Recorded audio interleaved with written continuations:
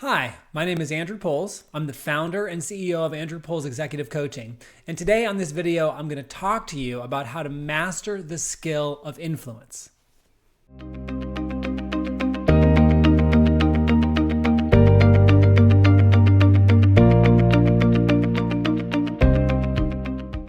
I work almost exclusively with first-time founders. And one of the things that I've discovered in working with this group of people is that the demand for the skill set to be able to influence people and situations is immense with first-time founders.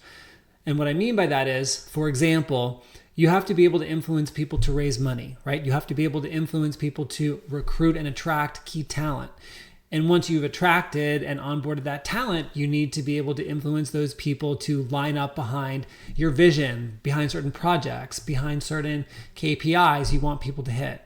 When you're out there in the market selling, you need to be able to influence prospects to want to buy your product, and on and on and on. So to be an effective executive, you have to learn how to master the skill of influence. Now, the other thing I've noticed about first-time founders is this interesting paradox that on the one hand, they obviously already have some level of competency influencing people, or they wouldn't have made it this far. But it seems to be a skill set that they believe they only know how to do in specific contexts. So maybe some of them are really strong in selling. They could sell anything. But when it comes to managing teams of people, they have a hard time getting their teams to do what they want them to do, or vice versa. Maybe they're great people managers, but they have a hard time going out there and selling their product.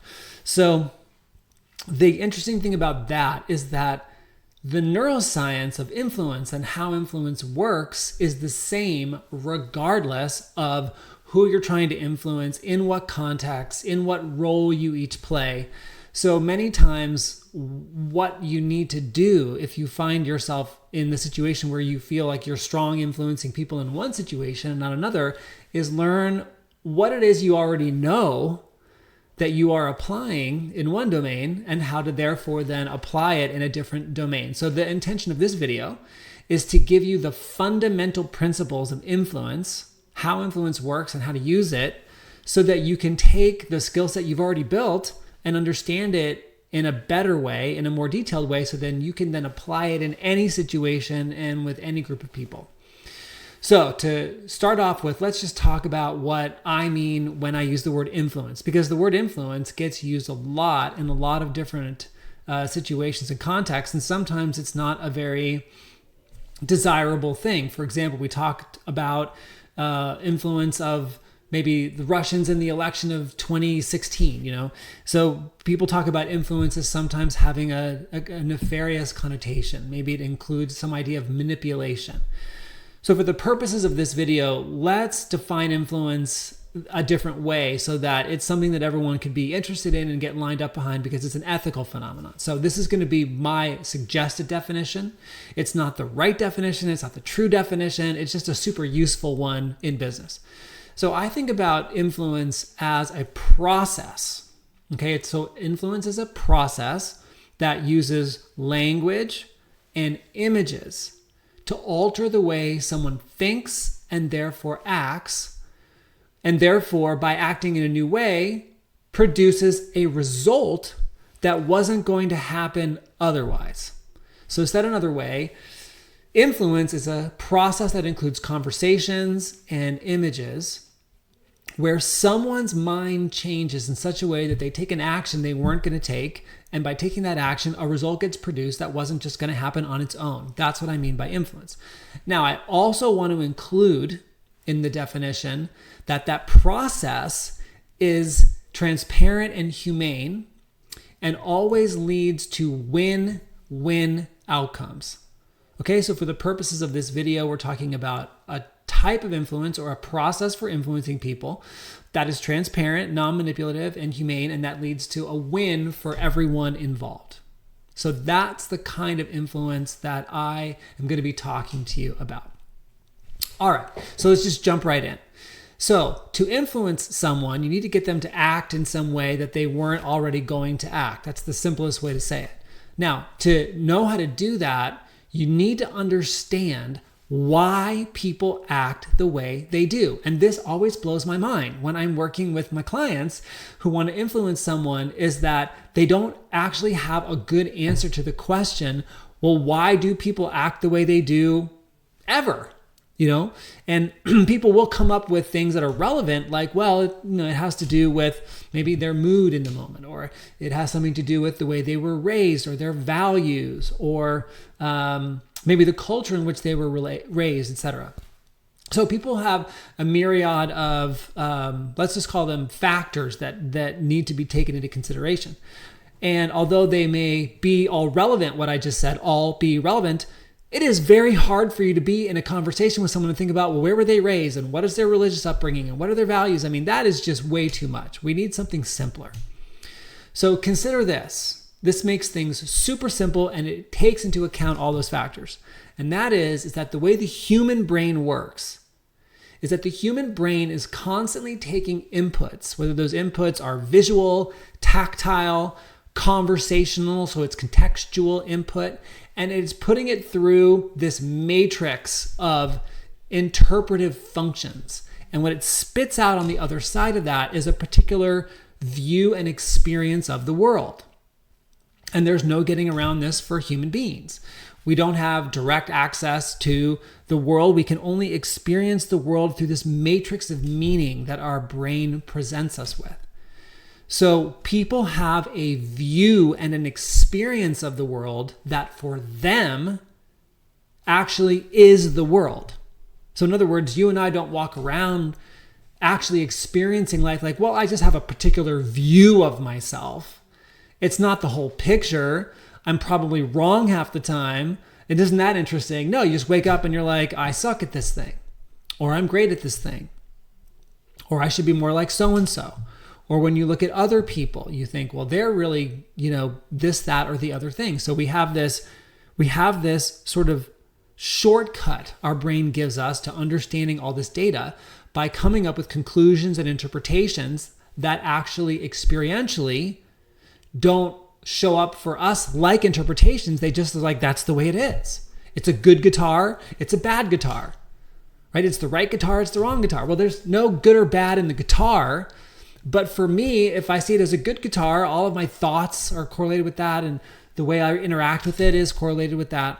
So the point of this first piece, okay, is that people's actions are always consistent with the way that they view and experience the world, not with the way the world is.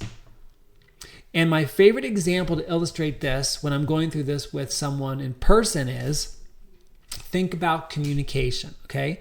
When I ask almost anybody that I work with, do you think communication is critical to having really good and effective relationships? They will always say, yes, of course. Communication is key. Great. Then when I ask them, do you always go to communicating when you have an issue in your relationship? They will almost always say, no, I don't always go to communication. Well, that's really interesting. So you say communication is critical to having effective relationships, but when you have a challenge or an issue, you don't go to communicating to work it out. Why is that? Those two things don't seem to connect. And here's why. It's because in those times or situations when you don't go to communicating, there's something about the way you view that particular person or that particular situation where communicating doesn't look like it's going to be the right thing to do.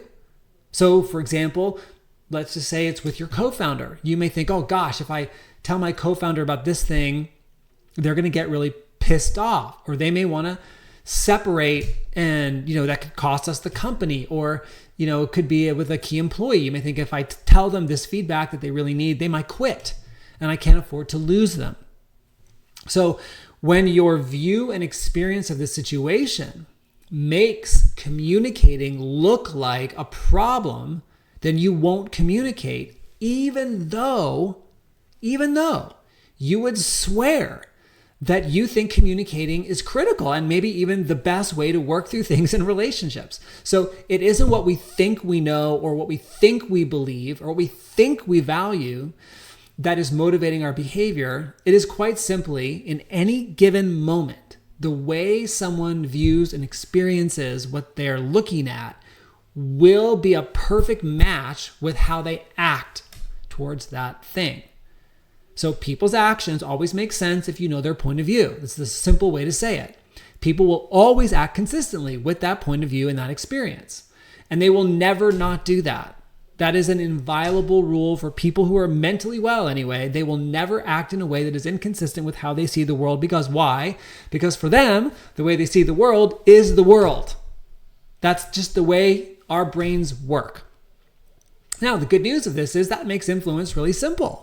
Right? So if you get that first principle, that why people act the way they do is because acting that way is consistent with how they see and experience what they're dealing with, then if I ask you the question, okay then, if that's what drives human action and I want someone to act in some way that's different from the way they are already going to act, what do I need to do? What do I need to accomplish? And the answer becomes very apparent. If they're not already going to act in a way that I want to change the way they're going to act, then first I have to change the way they view whatever it is we're going to be talking about. Because if I can do that, if I can shift the way they view whatever we're talking about, then their actions will naturally be consistent with that new view. So that is, in some sense, kind of the whole story about the high level theory of how influence works. When someone's view shifts, their actions naturally shift. And you don't have to do a whole lot after that. So the real game isn't to try to get them to act some way, it's to try to get them to see some way. Okay, so that's the first principle. Now that seems pretty straightforward, but when you get into the how-to of this, then a lot of questions often come up. So for example, if I need to shift someone's view, what's the very first thing I need to know to go into a conversation? Or if I can't know it in advance, what's one of the first things I have to learn in that conversation to be effective at influencing them? Well, you would think it'd have to be, what is their current view? So think of this like flying a plane. If I want to get to Paris, I know where I want to go. I want to get to Paris. That's really only half the story. Because if I don't know where I'm starting from, then I don't know which direction to point the plane. I got to point it one way if I'm flying from New York and another way if I'm flying from Sydney. So think of someone's view, their current view, as the launch point or the departure city for your trip. Okay, so you first need to figure out, where are we? Then you need to know what? You need to know where we're going. So that's the destination. So those two things you need to know. You need to know what is their current view and experience of this situation, that their predictable actions are going to be consistent with. And if those actions aren't the ones I want, then what is the new view that I want them to have, which if they had that view, then they will do what it is I want them to do. So let's give you another example. And just to keep it simple, we'll go back to the example I raised earlier around communication. If I have a client and I know that the way they're going to get through some challenge they've got with in a relationship they have, whether it's personal or whether it's a business relationship, but I know from our conversation that the way they view this is that if they talk about it, then let's just say it's an employee, this person's likely going to quit, okay? Then I know that what I have to do in that conversation is I have to shift the way that they see that, so that what makes sense to them in that new view is, oh no, I can actually see now there's a way to have this conversation that's going to produce the outcome that I want. I can see my way through how to communicate with the person around this to get the outcome that I want. And as soon as that view shifts that way, they will go talk to that person. Now there might be a few more things that they need beyond that, but you get the point, right? Once they see communicating as the key to giving them what they need, then they'll go do it. As long as they view it as somewhere between risky and detrimental, it's going to be difficult, if not impossible, to get them to do that. So I've got to shift their view. And to do that, I need to know what the view is right now. So in other words, it's not just that it's risky. I need to know why they think it's risky. Why do they think it's risky? Why do they think they should be avoiding it? What do they think is going to happen? Why do they think it's going to happen? I need to understand their view. Okay, so first principle, people's actions are always consistent with the way they view and experience the world. So if you want to influence them, you have to shift their view. Second principle, to shift someone's view, you need to understand both how they view the situation currently and what kind of view would they need to have to act the way you want. So that's kind of a preparatory step, right? What kind of view do I want them to have so that taking the action I want is natural for them? And then discovering their current view, well, that might be a preparatory step, but it might be something that you can't know until you get on the call. For example, in a sales call, a cold call where you've never spoken with this person before, you have to discover. So let's talk about that, okay? How do you discover someone's view? Okay, so there are 3 tools in your toolbox for understanding someone's view. And the first one is a particular kind of listening. So, there was a philosopher named Thomas Locke who put forward this philosophical idea that human beings are a blank slate when we're born. So when we're born, we're this blank slate, and then the world writes on this blank slate, and that's how we take on knowledge. And so we're just this completely neutral medium, okay? And what we know, in fact, is that that's not really the case. We're not this, when we're going into conversations, we're not a blank slate where the other person's words are just writing on this blank slate and we're seeing it the way it is. When we're listening to someone talk, we always have some agenda or some goal that we're listening for how to fulfill. So maybe you're listening in the conversation for how to avoid upsetting the person, or you're listening for how do you rebut their latest comment, or you're listening for what you want to say next, etc. So when we talk about listening, you have to get that listening is always an active phenomenon where there's something you are listening to accomplish or something you're listening to hear.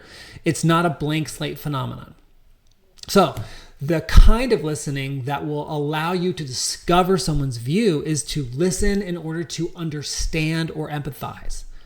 So in other words, what you're listening to accomplish, what you're listening to make happen is to understand that other person's view. So you have to listen for that.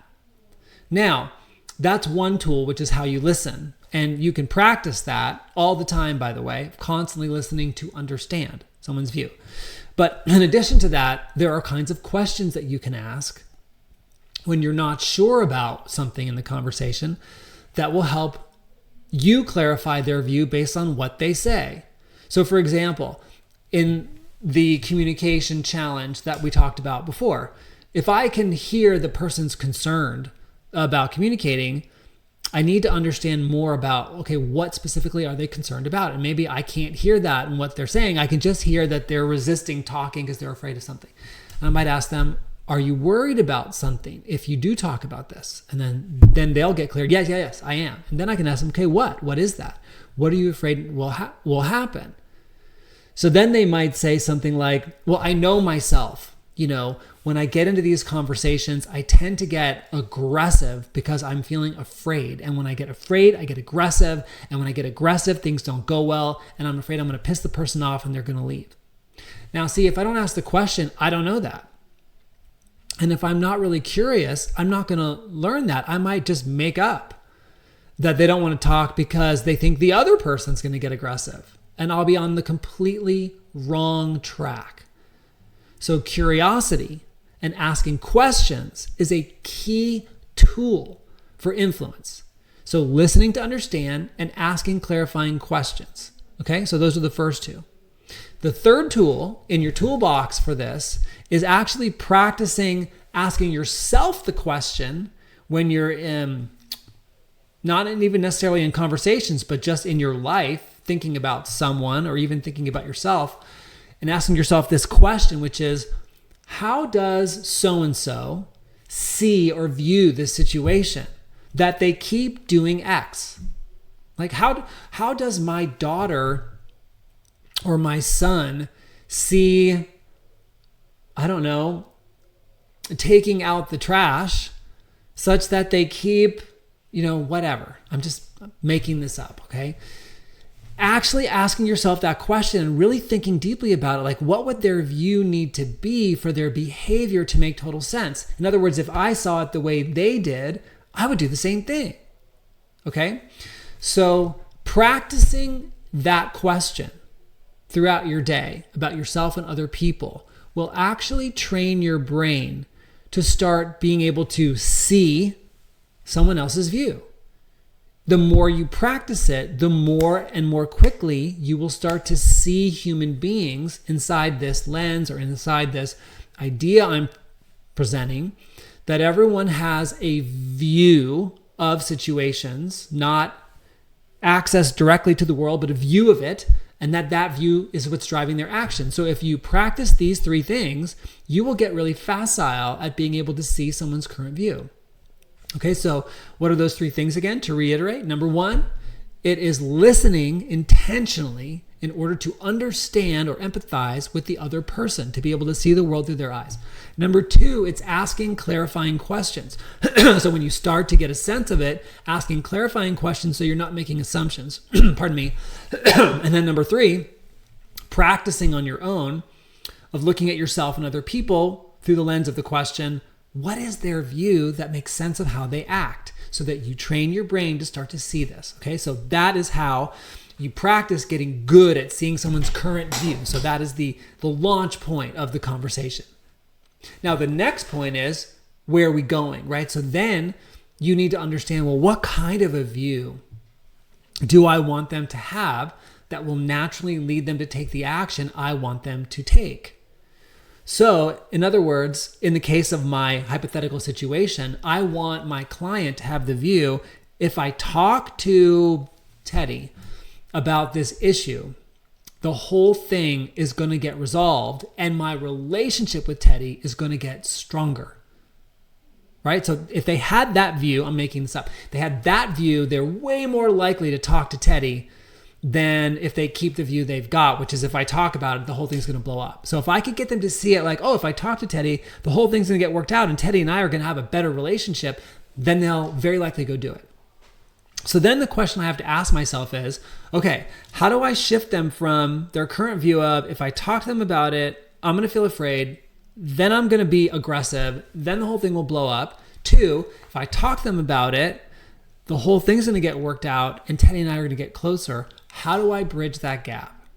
Okay, this is by far the most pivotal question and also the place at which this whole system becomes more of a lean towards art than science. Up to this point, it's been pretty, you could say, scientific, like, 1 + 1 = 2. But now is where art comes in, because there are many ways to do this.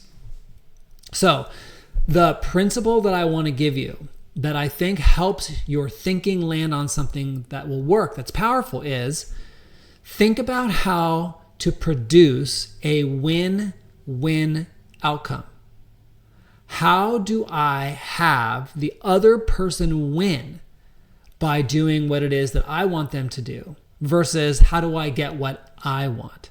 When people think about how do I get someone to do what I want them to do, what we tend to think about is that the other person is just like me. So in other words, we try to come up with, well, what would motivate me? Well, I would be motivated by money, or I would be motivated by, the logic of something. But the other person may not be thinking that way. They might not be motivated by logic. They may just be in the grips of some emotion, right? So instead of thinking about, well, what would motivate me, think about what would be a win for them. What does winning look like for them? Okay, so now in the case of my hypothetical client,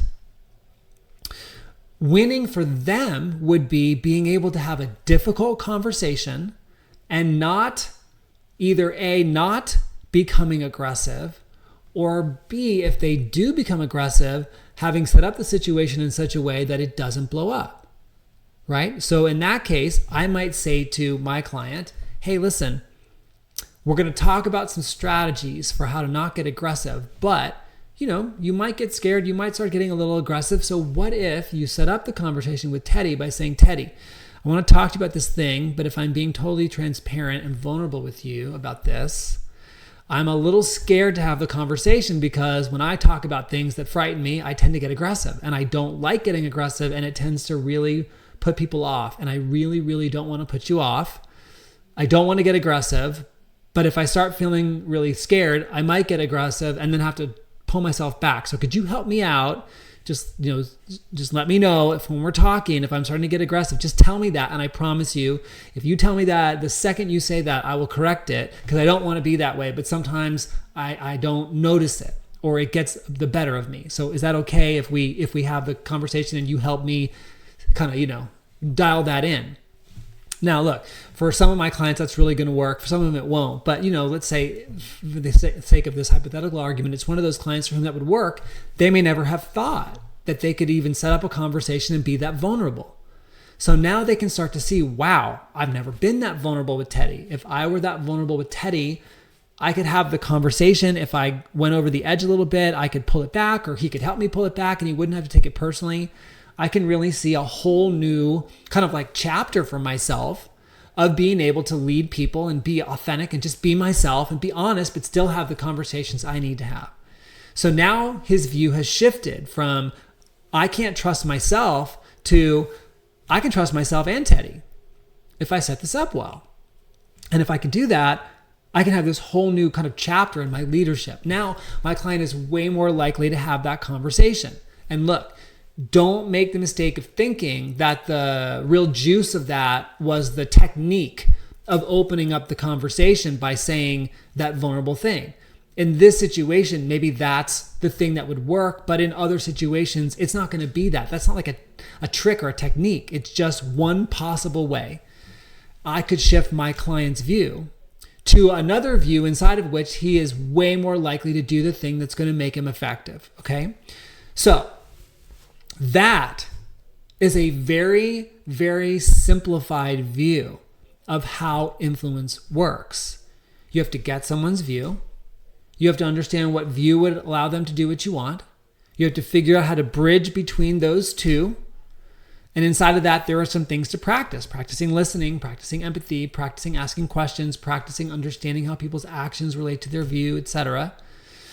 So there's a lot to unpack in there. But I promise you this, if you just take these few principles I've just given you, the relationship between actions and someone's view, the fact that you need to know someone's current view and the new view, that there's a way to listen to be able to understand people's view and actually see it, and then there's a way to speak with them to help them shift that view. If you just take those basic principles on, I promise you, you will find that you get better and better and better at influencing people.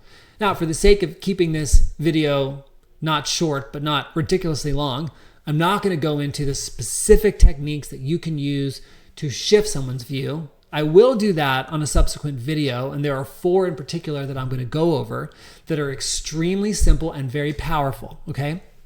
But for now, I just wanted you to have, let's just say, the lay of the land. I wanted you to have a model of influence that you could maybe go and look at some other area of your performance where you are really strong in influencing and start to bridge those skill sets over into other areas where you feel like you're not as strong.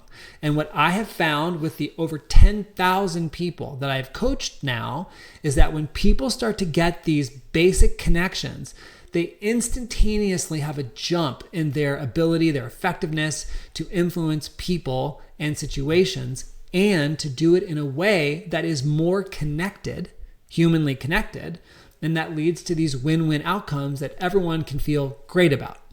So I hope that you got a lot of value out of this video. Definitely stay tuned for a follow-up video where I'll be talking about the 4 tools that you can use for creating conversations to shift someone's view. And if you need more information about this, feel free to leave a comment or DM me on LinkedIn. I do check all my messages and I will read the comments and get back to you. Thank you very much for your time. I hope you enjoyed this video and stay tuned for more great content. Bye for now.